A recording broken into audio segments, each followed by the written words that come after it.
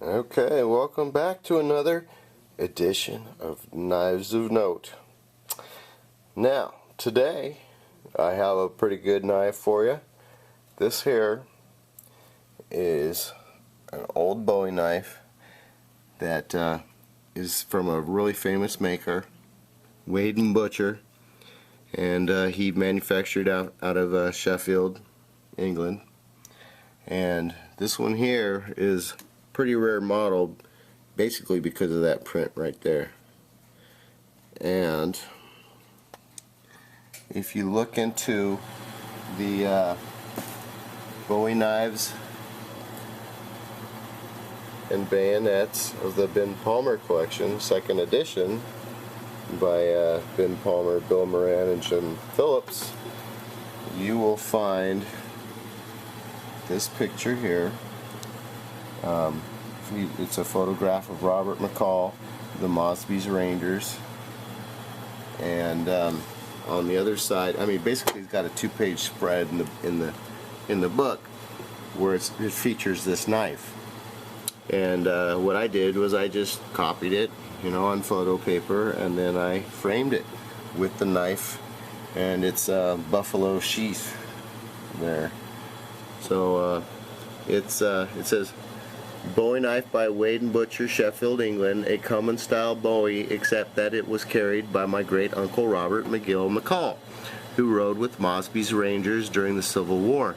He later became mayor of Culpeper, Virginia. At that time of the war, McCall kept his Colt revolver, Bowie knife, and all leather accoutrements. This set is still in the Palmer collection. Many times over the years, I was able to sit and talk with this remarkable man. A nice, clean English Bowie with a well-balanced guard and stag handles. This knife has a classic shape. Most collectors agree that this Bowie is from a later period than thought by Ben Palmer. And, well, I can attest to that. There's a close-up of the blade stamping there. In his picture, there's the real deal. Now, the reason he said that was because there was a law in 1892 or 1891 who basically said that it was an embargo trades act, that anything coming into the United States or America had to be stamped with its country of origin. So, being that this says England on it, or any knife that says England on it, or a date, or a country of where it was made after 1892. So, just so you realize that, that'll make dating your knives a lot easier. I myself am mostly a pre-1892 guy. I like stuff right before that stamp. If it's got a country on there, if it says England or China or whatever, I'm not really into it. But this one, being that it's in the Bowie knife and bayonet book, and it's got some documentation and everything, and I had saw it on eBay after, oh geez, I was looking out for that knife for like 10 years, and then I finally found it because these knives are rare, man. It takes a long time of looking, and when you find one, you're most likely it's going to be a dealer that you're getting it from. So that's just the way things go, and you're going to end up paying a lot of money for it. But it's also the type of thing that you're going to admire too and treasure. So there it is. All right. So it's on page 92 and 93. There's his uncle, great uncle Robert McCall. So anyway,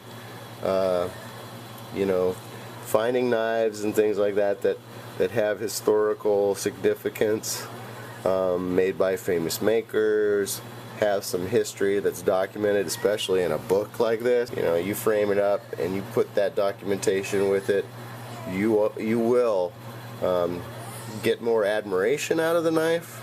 You'll up the value of the knife. It increases everything, in my opinion, about the knife. The more documentation you can get with it and all that, and history, that's the kind of stuff that, you know, museums don't even have, or they would kill to have one of these knives. That's kind of what I like doing, is finding the rare stuff and sharing it with you guys. So anyway, as always, if you've got a junk knife like this you want to get rid of, you go right ahead and send it to me. I'll frame it up, I'll post it in a video, and I'll treasure it. So anyway, I hope you do too, and you follow what you love, and you keep at it, and share it with the world, you know, because guaranteed there are people out there that share your interests too. So go ahead and take this opportunity to make yourself a video and go ahead and post it out there. I hope you enjoyed it. Take care.